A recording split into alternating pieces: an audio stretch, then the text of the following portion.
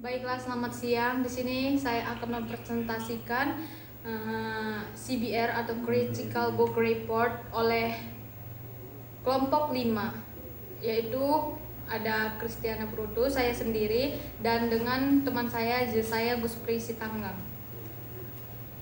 Dosen pengampu Ahmad Safwan, SPD, MSI, mata kuliah Ilmu Alamiah Dasar.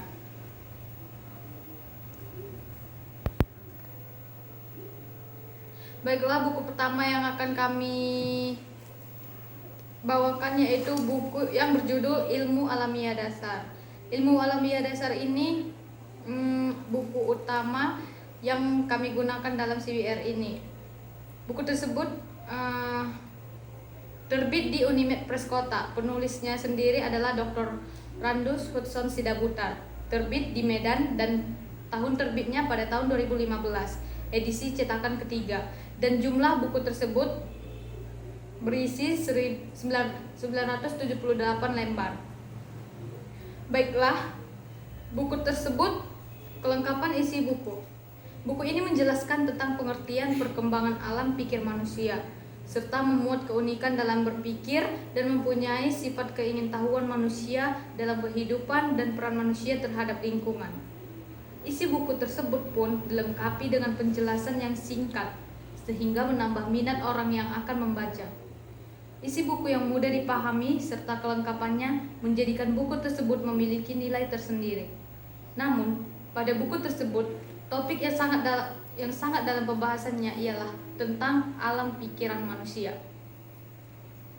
Bahasa yang digunakan dalam buku ini yaitu penggunaan bahasa yang standar. Karena kalimat-kalimat yang tertera pada buku ini sangat sederhana, sehingga tidak memerlukan penalaran yang sangat tinggi. Baiklah, kita lanjut ke isi ringkasan buku. Dalam isi ringkasan buku tersebut, terdapat perkembangan alam pikiran manusia serta pengertian-pengertiannya. 1. Hakikat manusia dan sifat keingintahuannya. Dalam Kamus Besar Bahasa Indonesia adalah intisari atau dasar. Selain itu, hakikatnya juga memiliki arti sebagai kenyataan yang sebenarnya atau sesungguhnya. Jadi, dapat dikatakan bahwa yang dimaksud dengan hakikat manusia adalah dasar atau kenyataannya dari manusia itu sendiri. Berdasarkan pemahaman ini, maka hakikat manusia itu adalah 1. Makhluk ciptaan Tuhan terdiri dari tubuh dan jiwa sebagai satu kesatuan yang utuh. 2. Makhluk ciptaan Tuhan yang paling sempurna jika dibandingkan dengan makhluk lainnya. Kesempurnaannya terletak pada abad dan kebudayaannya, karena manusia itu sendiri dilengkapi oleh penciptaannya dengan akal, perasaan, dan kehendak yang dapat didalami oleh jiwa manusia. Baik-baik, selanjutnya 2. Kelebihan manusia dari penghuni bumi lainnya. Kelebihan manusia dari penghuni bumi lainnya. Manusia sendiri sebagai salah satu penghuni beberapa yang mempunyai kelebihan dibandingkan dengan penghuni dan pengisi bumi lainnya. Seperti diketahui bahwa benda mati atau anorganis tidak mempunyai perilaku dan tunduk kepada hukum alam.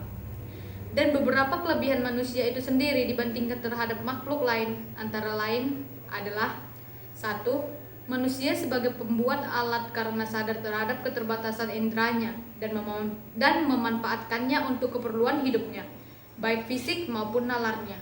2. Manusia dapat berbicara atau homo language, baik secara lisan maupun tulisan, sehingga dapat komunitas maupun generasi berikutnya. Baiklah, selanjutnya 3. Perkembangan fisik, sifat, dan pikiran manusia. Baiklah, perkembangan fisik, sifat, dan pikiran manusia. Perkembangan fisik manusia berubah sejak berupa satu sel sederhana yang selanjutnya secara bertahap menjadi manusia yang sempurna. Sel sederhana berasal dari sel sperma dan sel telur bersatu menjadi embrio, selanjutnya berbentuk manusia. Dan perubahan fisik yang sangat nyata terjadi pada saat pubertas, yang ditandai diantaranya dengan tanda kedewasaan berupa tumbuhnya rambut pada daerah-daerah tertentu dan fungsi organ reproduksi atau organ genitalia. Dan perkembangan pengetahuan pada manusia sangat dipengaruhi oleh perkembangan pengetahuan semua anak-anak, berupa bimbingan yang baik oleh orang tua dan lingkungan yang terus akan terbawa sampai dewasa. Baiklah, itu buku pertama atau buku utama yang kami masukkan dalam ringkasan teori ini. Dan buku pembanding atau buku kedua akan dilanjutkan oleh saudara Jesaya Gus Pristanggang.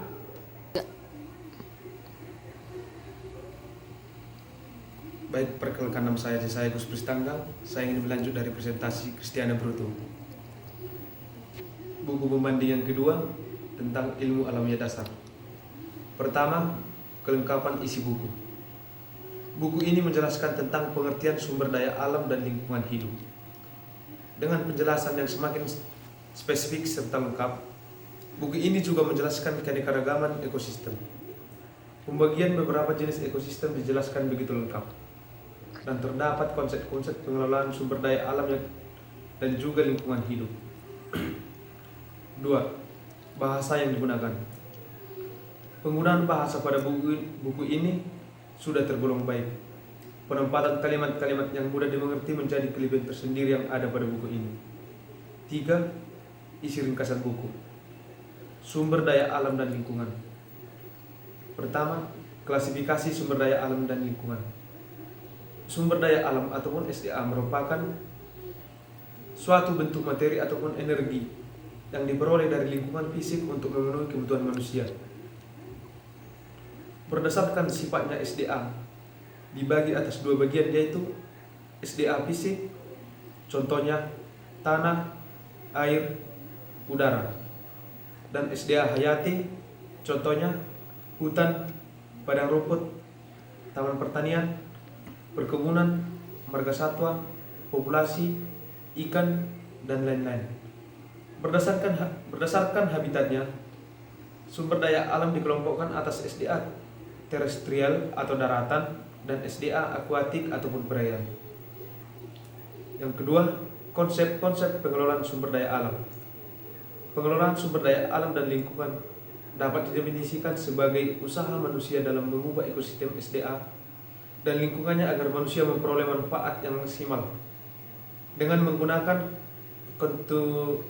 kontinuitas produksinya dan pencegahan kerusakan pada SDA dan lingkungan. Kita mengenal 3 perbedaan utama tentang konsep pengelolaan SDA. Yang pertama itu konsep preservation, yang kedua konsep exploiter, yang ketiga konsep conservation. Baik, selanjutnya kelebihan dan kelemahan buku ini. Kelebihan buku utama adalah keterkaitan antara bab. Buku ini sudah baik dan terkait pada setiap babnya. Karena setiap babnya tidak terlepas dari pokok pembahasannya, yaitu tentang perkembangan alam pikiran manusia. Kemutahiran isi buku, materi yang ada dalam buku ini sangat mutakhir karena membahas bagaimana habitat manusia dan sifat keingintahuannya yang diperoleh manusia. Penggunaan bahasa. Penggunaan dalam buku ini Penggunaan bahasa. Penggunaan dalam buku utama ini sudah sangat bagus. Penulis memberikan penjelasan setiap kosakata yang sulit untuk dimengerti. Yang kedua yaitu adapun kelemahan buku utama. Yang pertama, penyajian materi di dalam buku ini belum secara detail mengenai materi tentang perkembangan ilmu alam pikir manusia. Kelebihan buku pembanding, keterkaitan antar bab dalam buku ini sama-sama membahas materi yang sama. Kemutahiran isi buku, materi dalam buku ini sangat mutakhir karena membahas sumber daya alam dan lingkungan, beserta adanya konsep-konsep pengelolaan sumber daya alam. Kelemahan buku pembanding, penyajian materi di dalam buku ini tidak ada penjelasan tentang sumber daya alam yang lebih detail. Penggunaan bahasa. Di dalam buku ini terdapat bahasa asing yang membuat pembaca terkadang tidak mengerti apa maksud dari kosakata tersebut.